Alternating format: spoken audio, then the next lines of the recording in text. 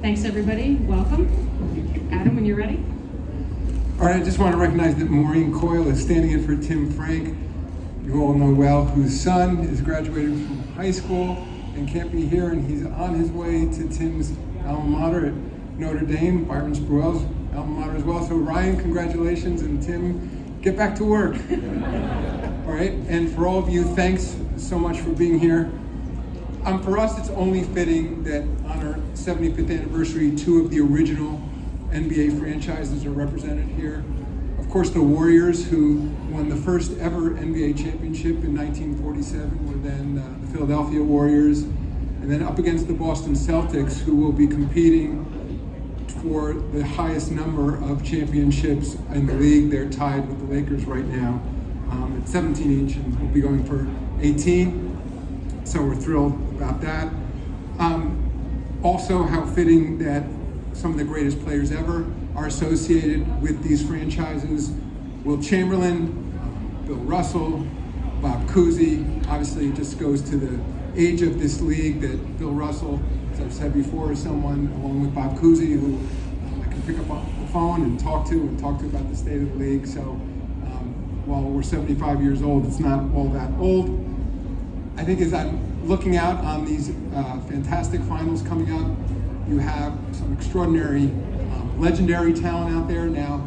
Steph, having achieved so much on the floor, up-and-coming superstar Jason Tatum.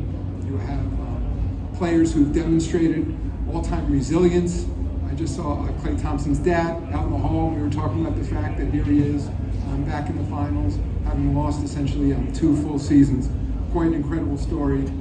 And the competition's just been nothing short of spectacular through these playoffs. Just look at these Celtics coming off another fantastic Game 7 against the Miami Heat. And one of the things I want to make sure I touch on today, of course, although we're here to play basketball, seemingly we can't escape from a very polarized society and those issues,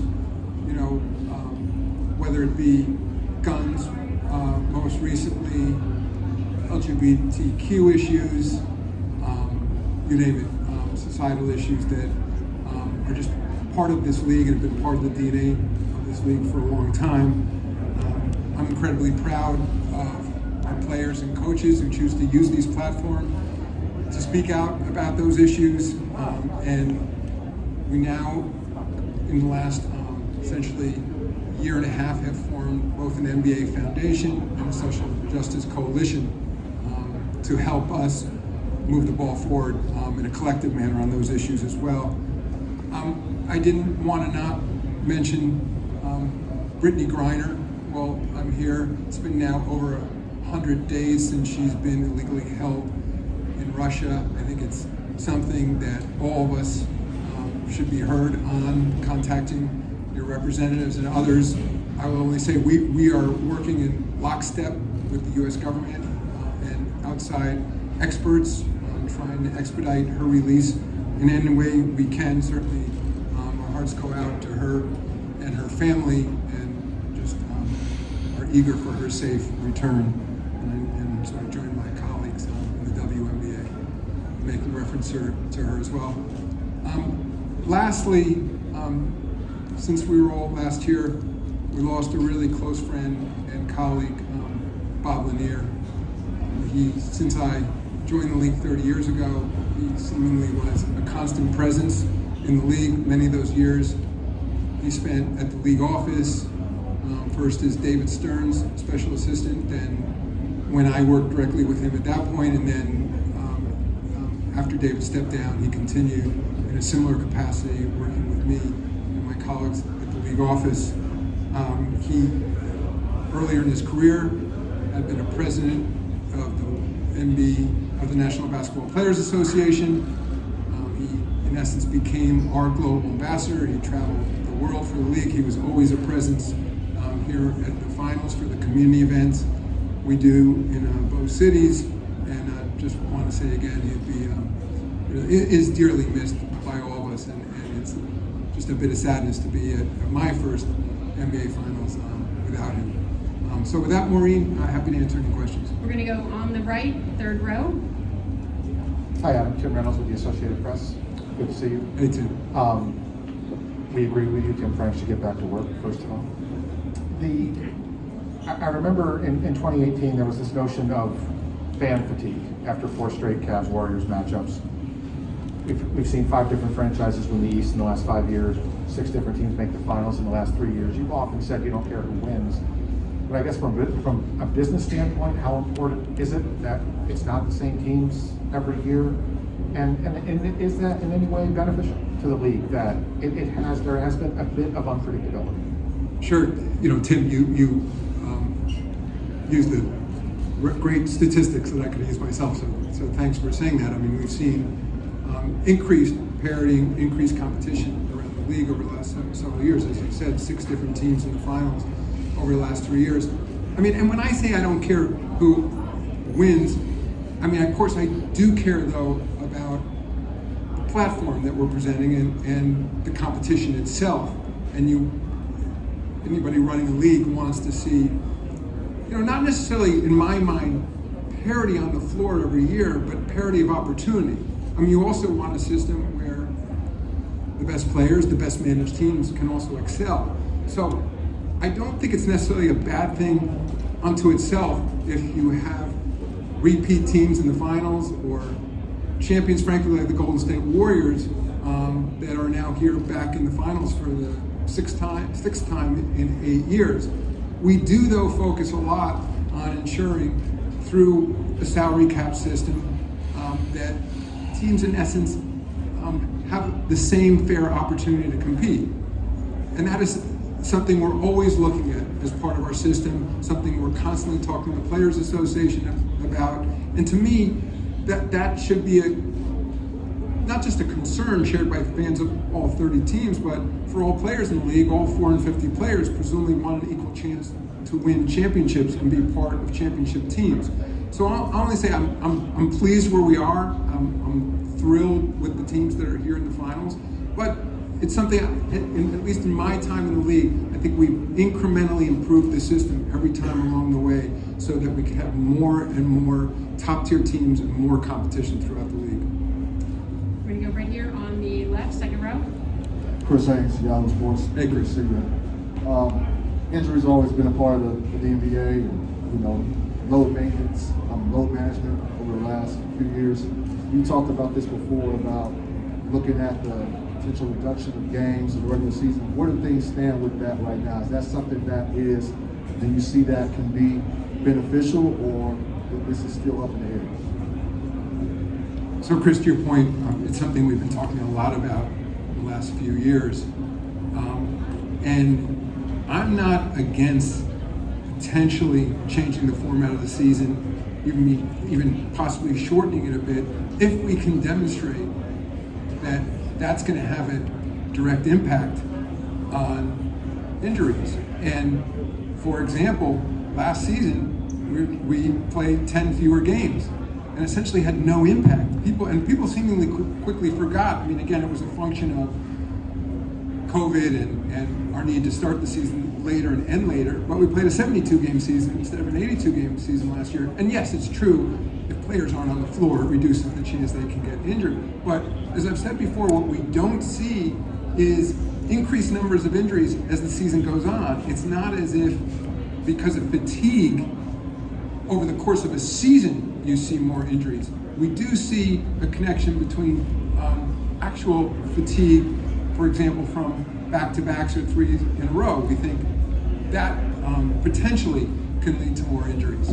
So I think the way we're trying to look at it now is, rather than think about reducing the number of games, we're both thinking from a competitive standpoint, is there a way to improve what to many people is a long regular season? And one of the ways we're thinking of doing that is an in-season tournament, something we've been talking a lot about. We're not there yet. We continue to talk to the competition committee about it, our team governors, Players Association, to see, is there a way throughout the season to create more meaningful games, more games of consequence, potentially a tournament that would arguably replace some of the regular season games, but would be more meaningful. So I think generally we would be operating in the same footprint for a season, beginning roughly the same point in October, ending around mid-June, but enhancing the competition in certain ways. And you, just real quickly, you mentioned load management. I mean, that is something that we are concerned about at the league, meaning that we want to make sure we have a system where our best players are incentivized to be on the floor. At the same time, we obviously don't want to see them injured. And so what we're hoping is we can all work collectively, the 30 teams together in a non-competitive way, together with our Players Association, and figure out what is optimal on these players' bodies so that they're incentivized to play, but aren't overdoing it to the extent where they end up playing too much and pushing through injuries that ends up hurting their careers. On the right, fifth row, Jeff.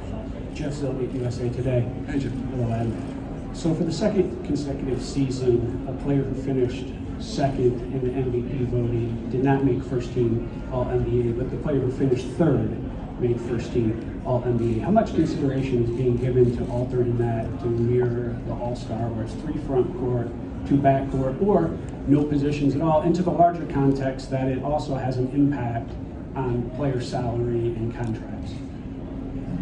So a few things packed into that question, Jeff. In terms of determinations for All-NBA, I think a fair amount of consideration is going into whether we should just, really the way it works now, the media should just be picking the top players as to be picking by position.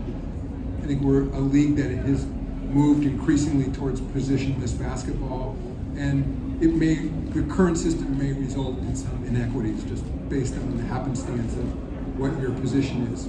So that is something we're looking at. It's something that we will discuss with the Players Association because it has impact on incentives in players' contracts and has, deep meaning for their legacy as well. So we will look at those things. In terms of the ultimate selection process, and to your point, that in some cases can have a direct financial impact on a player's contract. Right now, we agreed with the Players Association to use those designations to trigger certain bonuses in players' contracts, frankly, because we couldn't come up with a better way that would feel objective to everyone involved. I think we all recognize that doing it on a pure stats basis or just using analytics, there'd be unfairness there because it doesn't pick up the intangibles. Certainly, I don't think anyone wanted the league office to do it, and so we came up with this proxy for the media to do it. I understand, though, from a player standpoint, saying, can't believe the media's been given this power over me. I will say when you have 100 media members essentially on the panel, it seems to work its way out. But we're going to discuss that with the players and sit down once again and see if there's a better way to do it. We're going to go in the middle, sixth row, Tanya. Hi, I'm Tanya Ganguly, New York Times. I wanted to follow up on the news today that there's been a bid made for the Portland Trail Blazers, and then the Blazers saying that they're not for sale. Do you expect that team to be sold eventually, and is that a stipulation in Paul Allen's trust? I don't know all the specifics of Paul Allen's trust. What I understand is that Jody Allen, who is Paul Allen's sister, is the trustee of the estate, and that at some point that the team will be sold. I don't have any sense of the precise timing. I read that same statement today in which she or someone on behalf of the estate said the team is not currently for sale. But at some point it will be for sale. I mean, this is a hugely complex estate, and even though it's already been several years, these things can take time. Having said that, everybody has an interest in a smooth transition. I think Jody has been an excellent steward of the team in the meantime. I'll say Portland has been a wonderful community for the NBA. The team has been there over 50 years now. And our preference, my preference, would be that team remain in Portland as part of this process. So it will work its way out, but I know Jody and her advisors are very focused on it. So as to the timing, that is something that her brother left in her hands. On the right, second row. Hi, I'm Joe Martin from The Athletic. As you look ahead to next season, do you anticipate that a positive COVID test will still be a disqualifying event for the league for some? Boy, it's a really interesting question. I mean, because of course now, and I don't know if it's analogous or not, there are other viruses where the flu, for example, historically, it's been a determination from player and team or player's doctor as to whether it's appropriate for them to be out on the floor. Ultimately, I think that's a bigger issue than the NBA. I don't think we're looking to be a trendsetter. I think we want to be mindful of the impact that an infected player could have, not just on other players on the floor, other people who are in the arena. We have an issue right now with broadcasters who are out with COVID. So it's a pretty close community. So that's an area where we've had a fantastic panel of doctors who've been working with us since March of 2020 when we shut down. And I think we will both look to them to make a recommendation, but then we'll look to see what's happening in greater society as well. Next, we're going to go to Tim Bontemps, 6th row on the right.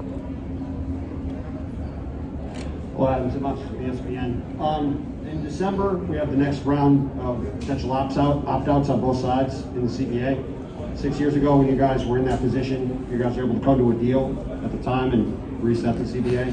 Do you anticipate that will be able to be the case this time, where you'll come to an agreement this winter and be able to get things wrapped up before the opt-out date?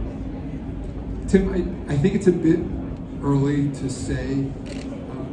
We at the league are just getting to know my new counterpart, Tamika Tremalio, who's the incoming executive director of the Players Association. She's someone we had known prior to her taking on that role. She had been an advisor to the Players Association. She had been a former colleague at Deloitte. Kathy Engelbert's the commissioner of the WNBA, Byron Sporrell is president of basketball operations. So someone you know, and I'm in the process of building a relationship with her.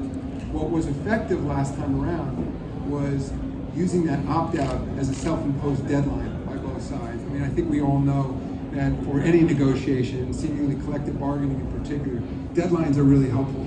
You get people to push their best offers across the table. So I'm hoping, we're always discussing things, the league and the Players Association. And just lastly, I'll say that this whole process of dealing with COVID protocols, shutting down, reopening a bubble, etc., has brought us all much closer. I mean, we never used to talk as much as we do now. I mean, I'm not always crazy about virtual calls and Zoom, but because of that technology, it's allowed us to have at least daily calls for the last 2.5 years. So I think if you have strong relationships, it's very conducive to getting a deal done. So I am optimistic, though, that we can move quickly. Just to follow up really quick, is it safe to say that a similar blueprint would be in place in terms of your hope being that you use that December deadline as a bit of a buffer to get this thing done in sort of a similar process if it works out that way? Yes. We're going to go on the right, 3rd row, please. Hi, Adam, Ryan Leon with NBC News Radio. There's some talk out here that the NBA may be expanding to Seattle and Las Vegas after the 2024 season. Your thoughts on expansion? You mentioned top-tier talent. Of course, you'd have more players being able to play in the NBA. Would that affect at all the level of talent because of expansion? So just to answer the first part of your question directly, that talk is not true. At least maybe there are people talking who aren't at the league office about us potentially expanding after the 24 season.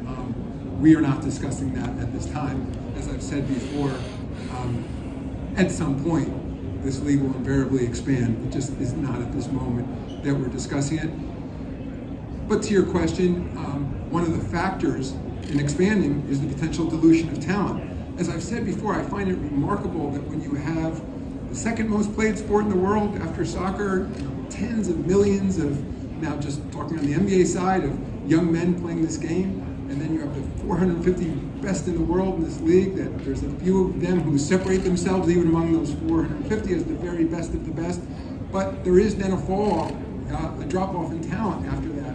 So expansion does create a certain amount of dilution, and even if it's sort of adding another 30 players or so, they're roughly comparable. There still are only so many of the truly top tier super talents to go around. So that is something on the mind of the teams as we think about expansion. But those are wonderful markets. Again, I've said before, we we were in Seattle. Sorry we're no longer there. We have a WNBA team in Seattle in an almost brand new building. It's doing spectacular. And Las Vegas, where we'll be at our Summer League in July, has shown itself to be a great pro sports market as well. So we'll be looking at some point, but there's no specific timeline right now. On the left, Steve. Steve Ashburn, NBA.com. Hi, Adam. Hey, Steve. You've got a coast-to-coast finals on your hands here, and the possibility of extra flights cross-country by your teams. I know there are travel days built in, but are you a little bit nostalgic for the old 2-3-2? Not one bit.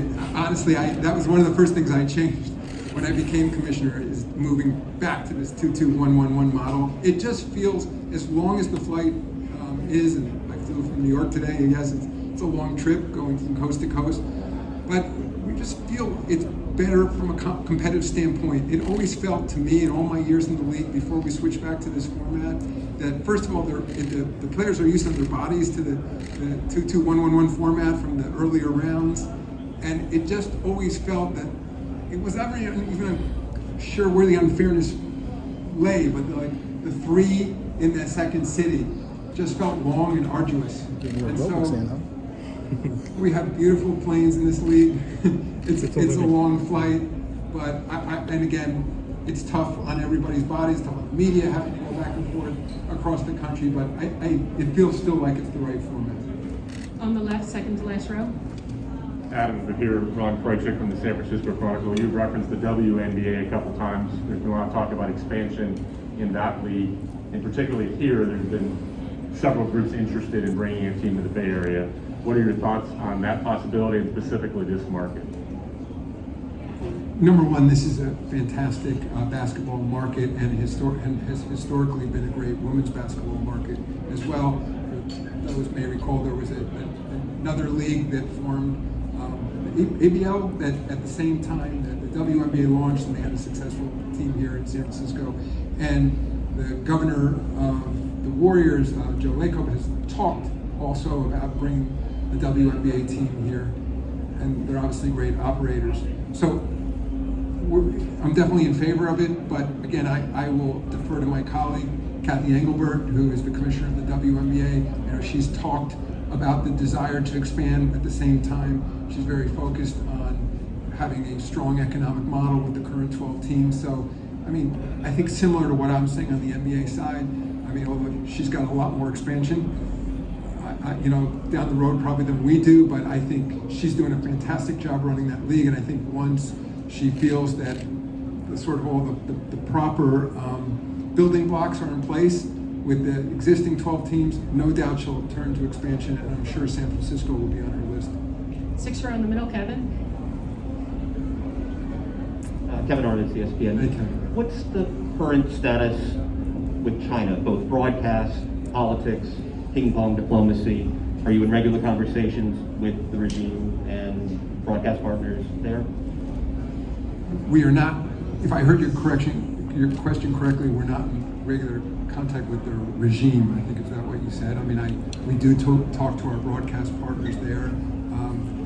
As I think everyone knows, we went off CCTV, Chinese Central Television, in October of 2018, and 2019. And then we remained on Tencent, their streaming service in China, throughout. And then CCTV decided to put us back on the air a few weeks ago, and which was a continuation of a essentially 35-year relationship with CCTV. My position is, you know, I've said this many times, that I think engagement is positive, particularly through sports. I think to keep people safe and prosperous, that using sports as a platform to keep people around the world talking is critically important. At the same time, I don't think it's inconsistent with our values for our game to be broadcast in China and 200 plus other countries in the world. So that's where things stand. We are not immune from the geopolitical forces that I read and hear about on a daily basis. I will add, though, that I find that in my discussions with leaders in the U.S., there still seems to be a distinction between the politics around doing business in China and the policy around doing business in China. From a policy standpoint, virtually every Fortune 100 company is doing business in China. We have an enormous, humongous trade relationship with China. So I've said virtually all the phones in this room, the clothes you're wearing, the shoes you're wearing are made in China. And then it's, from a larger societal standpoint, I think this is something where we have to look to the U.S. government for direction. And if people are suggesting now that we should no longer have trade relations with China, and I don't think they are, that's a huge global issue that on one which we will follow the lead from our government. But very specifically, I think it's a positive thing right now that we are exporting this Americana, NBA basketball, and the messages that come with it to China. On the left. Sorry, let him Real quick, between 19 and the present day, do you have a sense, ballpark, of the aggregate loss to teams in the league? As I said before, it's been in the hundreds of millions of dollars. We accept that, and I said that at the time when we said we stand behind our players and team executives, their right to free expression, whether about issues in the United States or issues in place in the world. If those are the consequences, that's what I mean, that our values travel with us. And others, as you know, since then have spoken out about their views around China and other places in the world. And if the consequences are that we're taken off the air or we lose money, we accept that. On the left, Mark, in the back. Mark Spears, ESPN's Landscape. And the All-Star break a year ago, there was a lot of concern about the lack of black head coaches in the NBA. And now there's, with the addition of Darvin Ham, there's 15 with an opening still available. What do you think has changed during that time? And I know I've talked to Mark Tatum a lot about it, but what kind of things have you guys done in the last couple of years that you perhaps made teams more aware of qualified African American candidates in a league that's predominantly black? One of the things we've done, I've talked about this before, and this isn't unique to the NBA, and I've learned this from other businesses, is that you have to talk about these issues all the time. I mean, if you care about diversity and inclusion in your workplace, you got to look at the data, you got to constantly present it to your colleagues, to your department heads, to your teams, and it has to become a focus. It's my job, in part, to say that's a priority for this organization. At the same time, having said that, while I'm particularly proud of those numbers, and roughly 50% of our head coaches are black now, the goal is that that's not newsworthy, and that when people are hired, the first reaction isn't the color of their skin. I don't want to be naive either, though, because I know that what we do in this league is important symbolically, not just for sports, but for other industries, and people watch us all around the world. I'm also putting aside the color of the skin of those coaches. What we're also seeing, and this is something we very much focused on, is the emergence of a whole new class of former players who have moved into head coaching positions. Incidentally, thank you, Greg Popovich. He practically runs an academy there for future coaches, and not just coaches, but team executives. He's done a fantastic job. And what we see at the league office is that if we focus on the issues, and I remember Rick Carlisle came to us as head of the Coaches Association a few years ago, Kathy Behrens, who's here with me, and Orr Stewart, head chief people officer at the league, and said we all collectively need to do a better job. And one of the ways we decided was, again, technology helps, having a better database so that head coaches who are looking for assistants or team governors who are looking for coaches had a database which we could quickly see who's available, who's interested in coaching, how much experience do they have. So, these changes come only incrementally. It doesn't help just to bang the pulpit and say, go do this. I think you got to work with people. You got to understand what the obstacles are. And the follow-up to your question, which might come, is what about the rest of the positions in the league? And I'm proud of the job we've done in the league office. we're making a lot of progress in terms of general managers, team presidents, both on the basketball side and the business side, but more work to be done. We're going to take 2 more questions. Gary in the center, 4th row. I'm Gary Washington, Boston Blue. The Celtics are preparing an application for an All-Star game. They haven't hosted since 1964. Would you encourage such application, and are NBA cities starting to line up applications, or are you having trouble getting cities to want to host All-Star games? I encourage that application from Boston. It's a wonderful city. Obviously, we'll be there soon.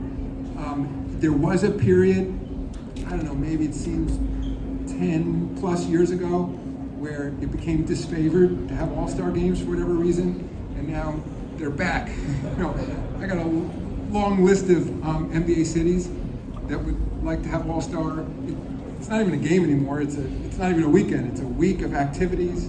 We're thrilled to be in Utah. It's not even just Salt Lake City next year, but it's Utah and it's Salt Lake City environs of, they push it out to skiing and hiking and the mountains and everything else. So it's, for us, we only have that as our neutral site event, meaning where the league can host guests from around the world and has lots of tickets.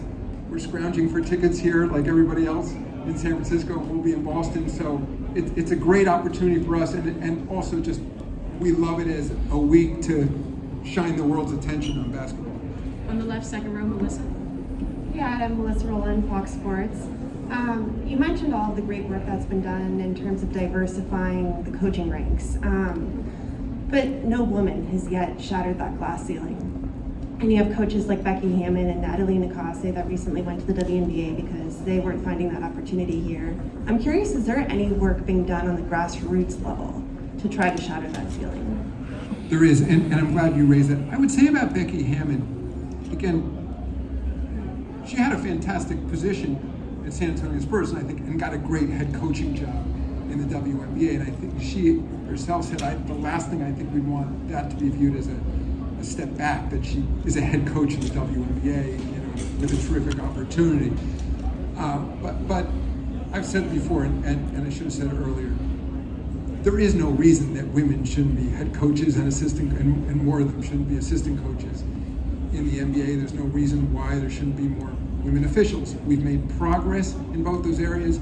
Around the league now, there are a lot more female assistants at our teams, but we do have to break through that glass ceiling. And I would say, I think in the same way we've made progress in terms of black coaches, it requires constant dialogue, requires making sure there are a pipeline of women who are coming up, who are known to our teams, that we sort of break down the old boys network to the extent one exists, where maybe it's not intentional bias, but people hire their friends, people hire the people they work with before, and people hire the people they know. So we just got to stick with it. But I would love to see that breakthrough happen sooner rather than later. Thank you, everybody. Thank you, Adam.